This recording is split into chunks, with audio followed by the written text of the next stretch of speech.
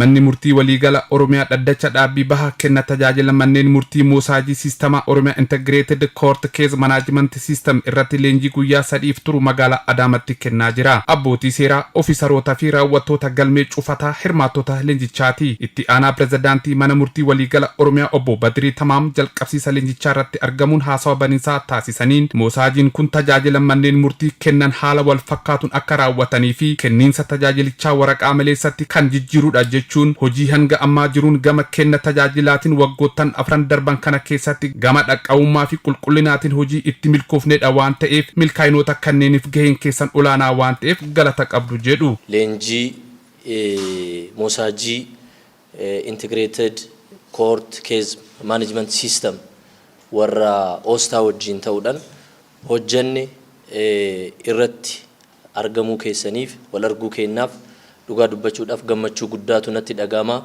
Baga nagaa jiraattan baga waliin nagaa jiraannee isiniin jechuu barbaada. Manneen murtii kenna dhugaa dubbachuudhaaf bara kana waggaa 3-4 as bara baraan wanni hojjetaatiin hin jirru kallattii hedduun yeroo itti milkii guddaa itti agarsiise jechuun hin danda'amu. Kallattii qulqullinaatiin haa ta'u, dhaqqabamummaan haa ta'u, iddootti fakkeenyummaa itti qabnu. Seektaroota mootummaa jiran keessaa bakka fakkeenyummaa itti qabnu gama siyaayinaatiin wal qabatee manneen murtii kenna hedduun keessan keessattuu warri mana murtii waliigala Oromiyaa irra jirtan hin beektan eessa akka turre akkamitti akka hojjetaatiin hin turre har'a immoo eessa akka jiru jechaadha. Raawwiin gama hedduun milkaa'ina guddaa itti arganne.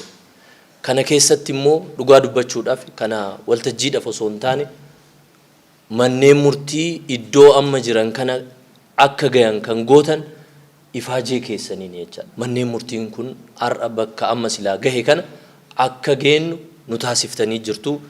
Ani akka mana murtii waliigala Oromiyaatitti dhugaa dubbachuudhaaf galata guddaa isinii galchuu barbaada. Seektaraalee mootummaa jiran keessaa raawwiin hojii manneen murtii sadarkaa gaariirra jiraachuu kan ibsan obbo Badriin komiiwwan gama ariitii fi qulqullinaatiin hawaasni darbee kaasurratti hojjechuun nurraa eegama waan ta'eef kana caalaa hojjechuuf immoo hojii keenya ammayyeessinee hojjechuuf leenjiin kun gahee olaanaa qaba jedhu. Waltajjii kana akka laayyootti ilaaluun isinirraan eegamu. Kana booda yoo Rabbi nu gargaare bara itti aanurraa kaasee waraqaadhaan nagayaatti jennaan jecha. Waltajjii kana akka laayyootti ilaaluun isinirraan eegamu. Kana booda yoo Rabbi nu gargaare bara itti aanurraa kaasee waraqaadhaan nagayaatti jennaan jechaadha.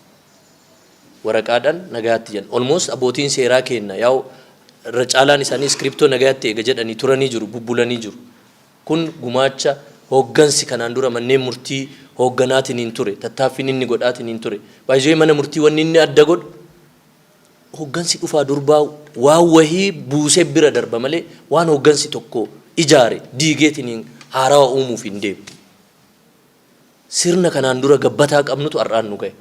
Duraan osoo laaptooppiidhaan, waraqaadhaan, iskiriptoodhaan barreessuu nagayaatti hooggansoonni duraan turan jechisiisuu baatanii har'a waraqa maleessa jennee akkasitti intini hin qabaannu ture jechaadha. Onnee hin qabaannu ture. Kanaaf waan kana akkasitti hubattanii hundi keessanuu kallattii kanaan qophooftanii leenjii kana irratti akka hirmaattan ani adaraa isiniin jechuun barbaada. Qindeessaa dhaddacha dhaabbii baha mana murtii waliigala Oromiyaa obbo Rattaa Baqqalaa gama isaaniin hojiilee hanga ammaa hojjenne keessatti kenna tajaajila dhaqqabamaa gochuuf teeknooloojii fayyadamaa turreen deddeebii abbaa dhimmaa kan hir'ise yeroo fi baasii kan qusateedha waan ta'eef leenjiin haala kanaan kennamuun isaa isa itti aanuuf daran iftoominaa fi qulqullina kan uumudha jedhu. Akkuma beekamu manni murtii waliigala Oromiyaadha waggoottan 5 darbaniif riifoormii bal'aa geggeessaa ture. Kenna tajaajila dhaqqabamaa gochuudhaaf keessumaatii teeknooloojiitti fayyadamuudhaan dhagaa alaalaatiin faayila elektiroonikaatiin tajaajila kennaa turre galmeewwan dhimmoota manneen murtiitti dhiyaatan dhibbeentaan irra jireessi sirna kana keessatti kan tajaajilli ittiin kennamaa ture waan ta'eedhaaf kun immoo deddeebii abbaa dhimmaa hambisuu keessatti baasii abbaan dhimmaa silaatii geejibaaf bakka bultiitiif nyaataaf baasu hambisuu keessatti akkasumas illee yeroo abbaa dhimmaa qusachuudhaan yeroo gabaabaa keessatti tajaajila argatanii gara misooma isaaniitti gara dhimma dhuunfaa isaan qabanitti deebi'uu akka isaan danda'an waan gochaa turee fi bu'aa baay'ee kan argamsiisu kallattii qulqullina kenna tajaajila abbaa seerummaatiin kallattii si'aayinaatiin kallattii dhaqqabummaa fi iftoominaatiin illee bu'aa hedduu waan qabuudhaaf keessumaa immoo guutummaan guututti waraqa maleessa irraa haala bilisa ta'een gaafa tajaajila kana kennuu jalqabnu tokko qulqullina tajaajila keenyaa hin dabala, si'aayinni keenya hin dabala, dhaqqabummaan hin dabala, iftoominni hin dabala.